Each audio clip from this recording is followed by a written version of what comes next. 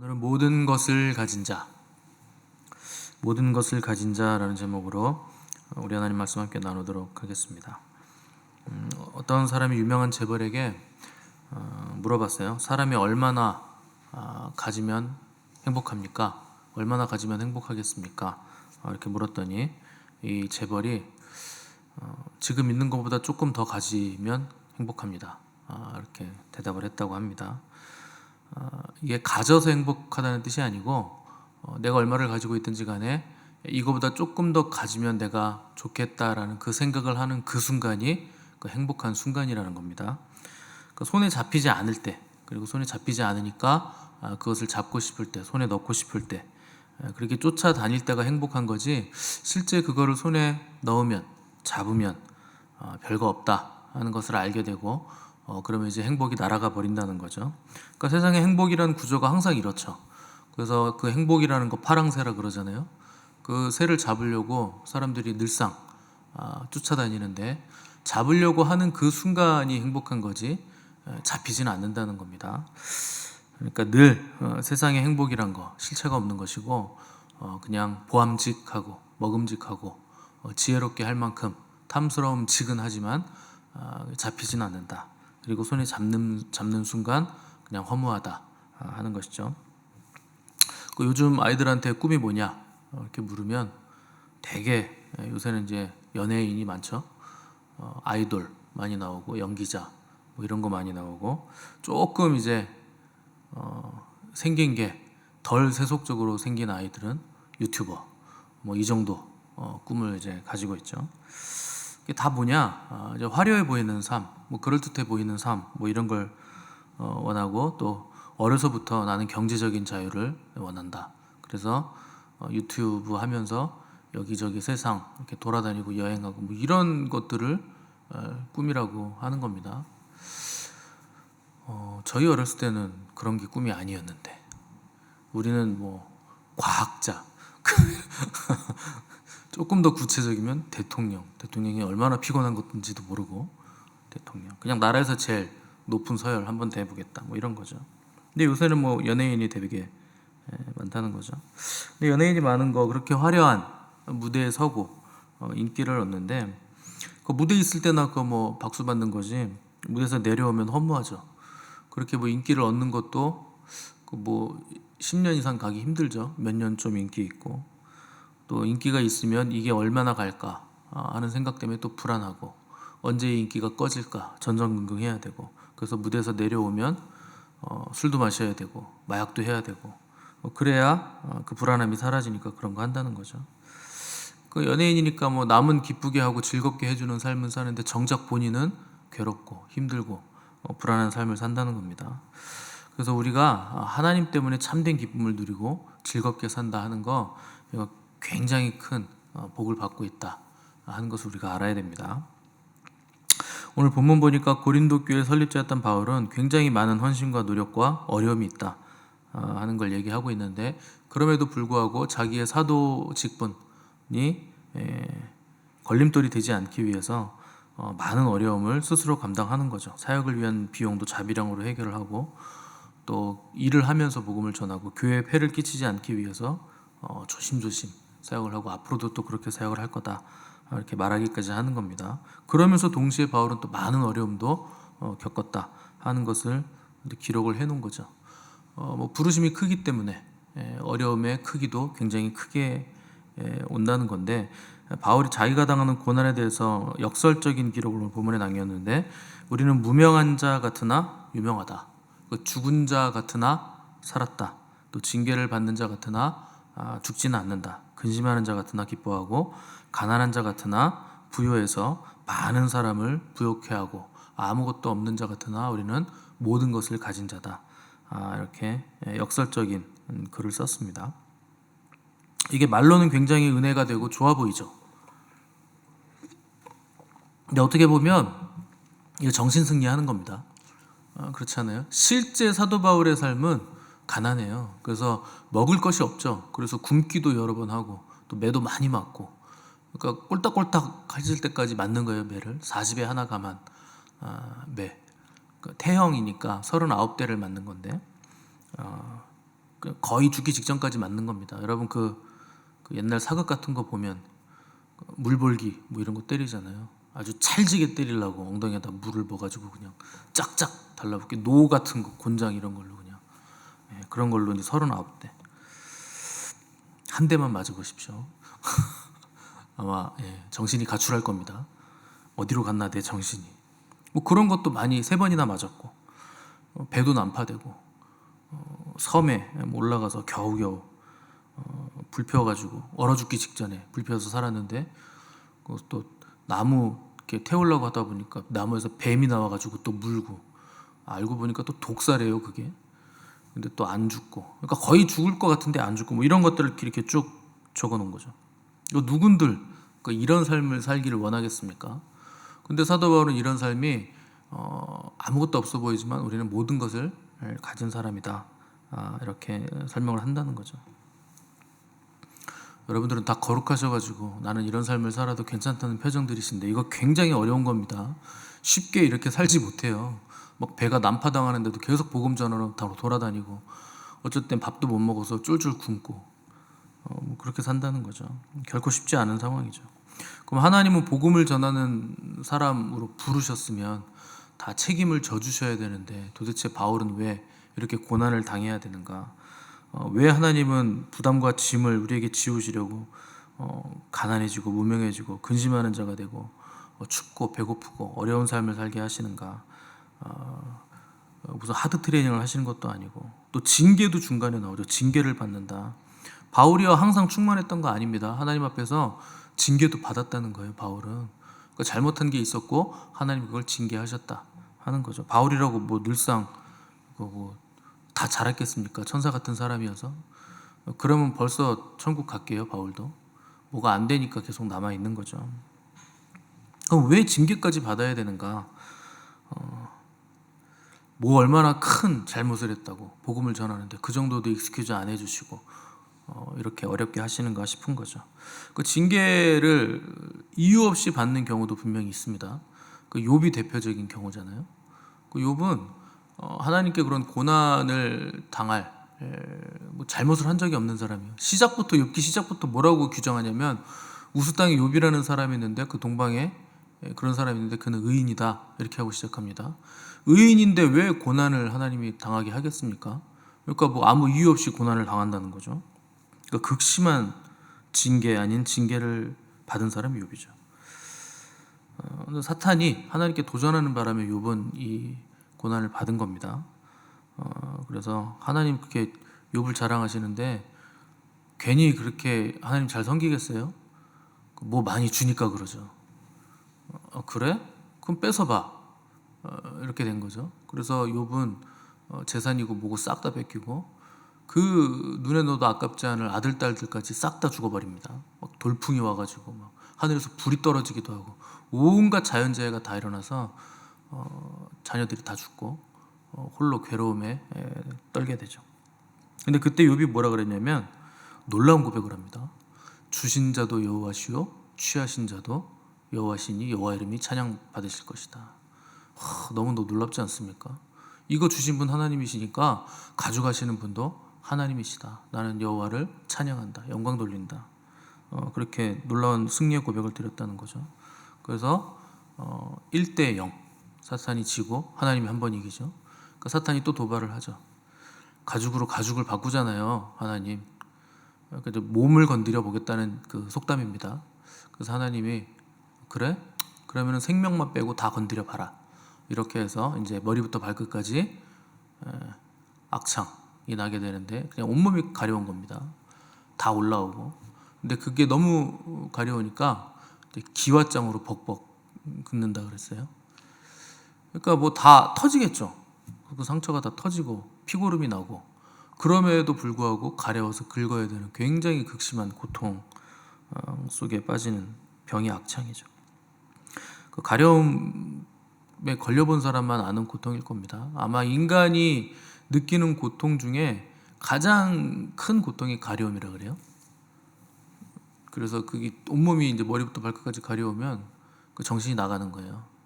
도대체 나는 누군가? 이게 생각할 겨를도 없이 온몸이 가려운 거죠. 여기저기 막 기왓장으로 긁어야 될 정도로. 그걸 보고 있던 욥의 아내가 그냥 하나님을 원망하고 죽어라. 이렇게 살아서 뭐하냐.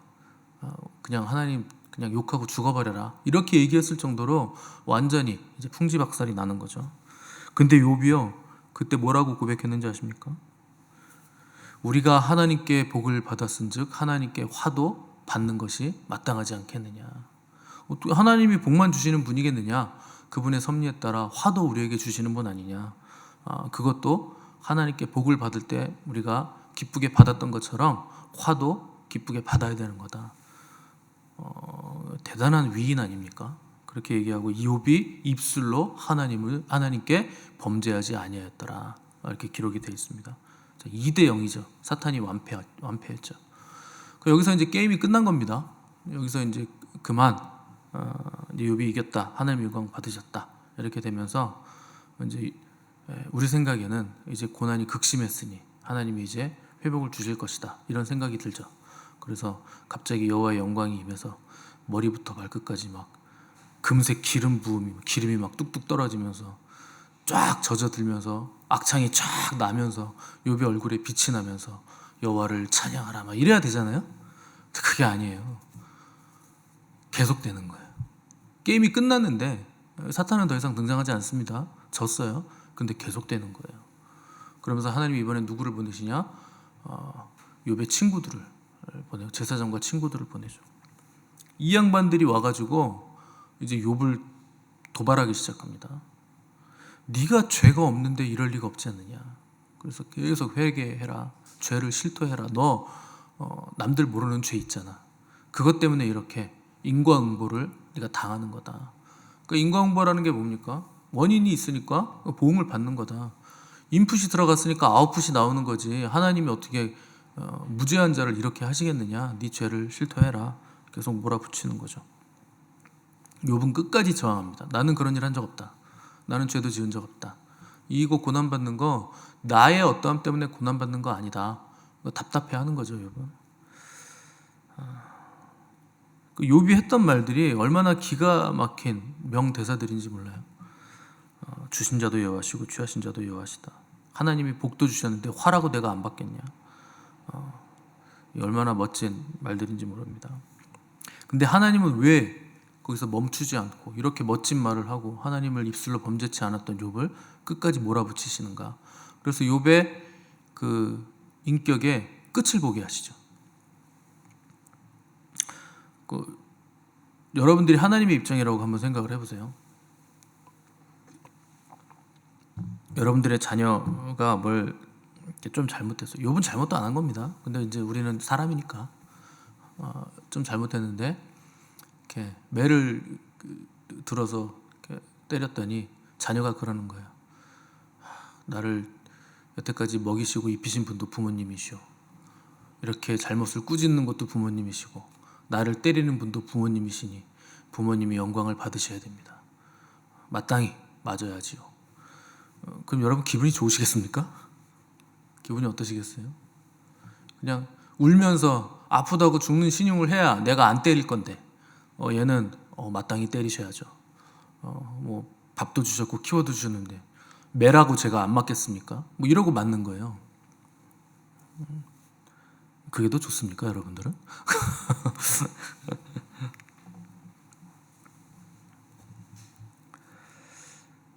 그러니까 욥이 왜 계속 하나님께 연단을 받았느냐? 욥이 너무 훌륭해서 연단 받은 거예요. 네가 그렇게 훌륭해? 이런 거죠. 네가 그렇게 대단해? 하나님 계속 몰아붙이시는 거예요. 그래서 그래? 나 없이도 네가 훌륭하게 살아갈 수 있을 만큼 대단해 보이네? 정말 그러냐? 끝까지 밀어붙이시는 거예요. 그래서 욥기 마지막에 보면 하나님이 욥이 계속 질문을 합니다. 도대체 내가 당하는 고난의 이유가 뭐냐? 나는 잘못한 게 없다. 이걸 하나님께 계속 묻는 겁니다. 그게 욥기 40몇 장 내내 욥의 질문이고 친구들의 다그침이고 친구들은 인과응보를 주장하는 것이고 욥은 원인으로 알 수 없는 고난이 있다고 주장하는 셈인 거죠. 근데 마지막에 하나님이 드디어 그 긴 언쟁이 끝나고 나타나셔서 하시는 말씀에 욥이 무너집니다. 하나님의 말씀은 그거예요. 네가 그렇게 잘났냐? 너 대장부처럼 허리를 동이고 내 앞에 서봐라. 너 세상 이치 다 아냐? 그러면서 시작하시는 거예요. 내가 땅에 기초를 놓을 때 너 어디 있었는데? 내가 우레와 번개가 길을 어디로 가는지 너 아냐? 내가 우박 창고에서 우박을 내리는데 창고 들어가 봤냐? 눈이 어떻게 내리는지 아느냐? 그러면서 세 장, 네 장에 걸쳐서 자연의 섭리가 어떻게 일어나는지 하나님이 다 물어보시는 거예요, 욥에게. 욥은 한마디도 대답을 못합니다. 아무것도 모르겠더라는 거예요. 그래서 그동안 잘난 체했던 욥에게 하나님은 너는 아무것도 모르면서 대단한 척 하지 마라. 그래서 끝까지 욥을 밀어붙여서 결국 욥이 마지막에 잘못했습니다. 그래서 회개를 하는 장면을 우리가 보게 되는 거죠. 그때 욥에게 뭐라고 고백했느냐? 내가 죽게 대하여 지금까지는 귀로만 들었사오나 이제는 내가 눈으로 주를 뵙나이다.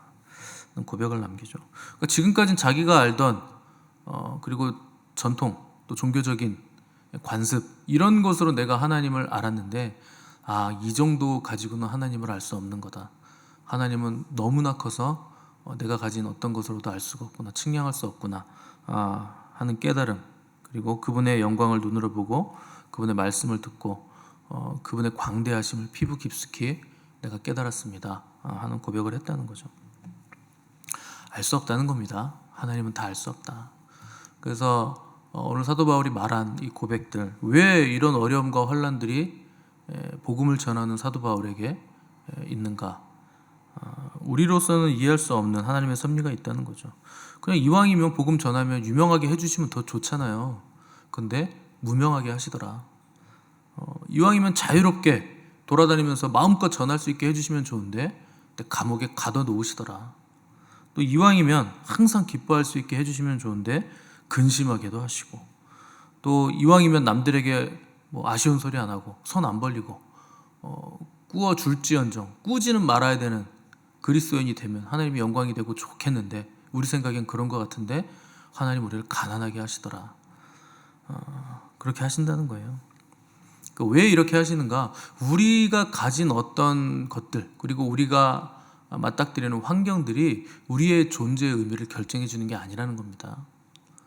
하나님이 우리의 존재를 결정해 주시는 거지 환경이나 우리가 가진 어떤 것이 나의 나됨을 결정해 주지 않는다. 하나님 그걸 우리가 알기를 원하신다는 거죠. 돈이 많아서 우리가 부유한 게 아니고 하나님이 우리와 함께 계시기 때문에 우리는 부유한 사람들이고, 이 땅에서 인기가 많아가지고 유명해지는 게 아니라 하나님이 아시고 인정하시기 때문에 우리는 유명한 사람들이 되는 것이다. 천국에서 유명한 사람들이 되는 것이라 하는 거죠. 그래서 아버지와 아들의 관계는 그런 겁니다. 예수님도 십자가를 지시기 전에 겟세마네 동산에서 하나님 아버지께 기도하세요. 근데 그때 우리말 성경이니까 아버지여 할 만하시거든 이 잔을 내게서 옮기시옵소서, 이렇게 거창하게 무슨 상감마마 세자가 아련하듯 우리말 성경은 해놨지만 이건 중국어 성경 번역해가지고 이렇게 된 거고, 원래 예수님이 하신 건 아버지 나 너무 힘든데 이거 안 지면 안 돼요? 그냥 좀 지나가게 하시면 안 돼요? 나 너무 아플 것 같은데, 많이 아플 것 같은데 이거 그냥 좀 안 지고 싶어, 그냥 면제 좀 해주세요 아버지. 이렇게 얘기하신 거예요. 그러니까 아들이니까 당연히 욥처럼 주신 자도 부모님이신데 내가 이거라고 안 받겠어 이렇게 하면 안 된다는 거죠. 아프면 아프다고 하고 싫으면 싫다고 하고, 그게 부모와 자식의 관계라는 거죠.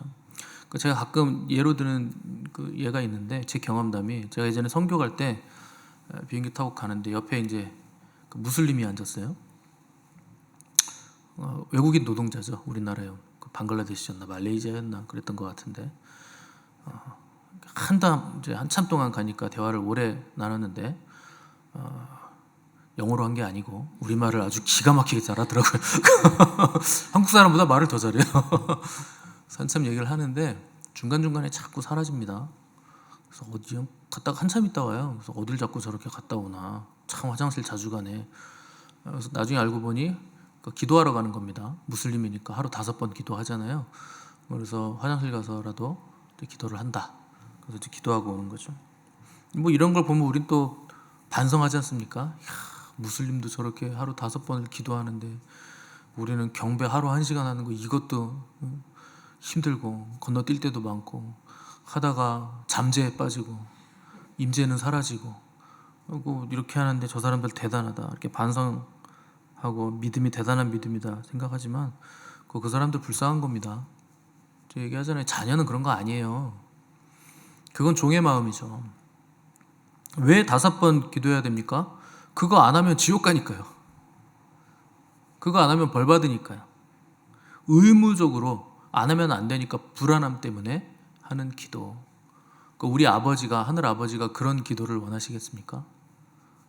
절대 아니라는 거죠. 그런 기도가 과연 우리에게 구원을 주겠습니까? 하나님 앞에 나갈 때 의무감으로 나가는 거. 기침하셨습니까? 하나님. 뭐 이렇게 나갔겠습니까? 우리가? 아니라는 겁니다. 자녀는 아버지를 의무감으로 대하는 존재가 아니고 그냥 사랑으로 대하는 거죠. 그리고 자유로움으로 대하는 거죠. 아버지께 다 내 거, 내 것도 다 내 거. 그런 거잖아요. 집에 맛있는 거 있으면 저는 괜찮습니다. 여태까지 키워주신 것도 얼마나 큰 은혜인데 아버님 드세요. 이러면 아버지가 굉장히 속상하실 거예요. 그죠? 그래서 예전에 그 드라마 보니까 그런 거 있던데 그 아버지가 아들을 이제 유학을 보냈어요. 굉장히 이제 힘들게 일해서 유학비를 다 보내주고 자녀가 방학이 돼서 이제 한국에 들어왔죠. 근데 자녀가 통장을 딱 아버지에게 주면서 제가 짬짬이 알바를 해서 학비도 제가 다 많이 보탰고 돈을 많이 모아서 이거 고생하시는 아버지께 드리려고 몇 천만 원이 모여서 가져왔습니다. 주니까 아버지가 노발대발 하시는 거예요. 내가 너에게 언제 일하라 그랬냐? 공부하라 그랬지. 일 그렇게 힘들게 해가지고 언제 공부하고 하기는 어떻게 따냐. 그래서 화를 내면서 나가버리는 장면을 봤는데 나중에 알고 보니 양자였다는 거죠. 친자식이 아니고 양자라서 그랬다는 거예요. 또 어떤 양자로 들어간 자식은 아버지가 자기에게 한 번도 화를 내지 않아서 너무나 서운한 겁니다. 그래가지고 어느 날 폭발했어요. 왜 나한테는 한 번도 화를 내지 않고 친자녀와 양자가 같이 있는데 친자녀한테는 화를 내면서 나는 양자니까 양아들이니까 차별하는 거냐. 왜 나한테는 화도 안 내고 나를 혼내지도 않느냐. 그렇게 화를 냈더니 그 다음부터는 아버지가 아주 그냥 비 오는 날 먼지나게 패더랍니다. 자기를 잘못하면. 근데 그게 너무나 기쁘더라는 거예요. 드디어 내가 자녀가 됐구나.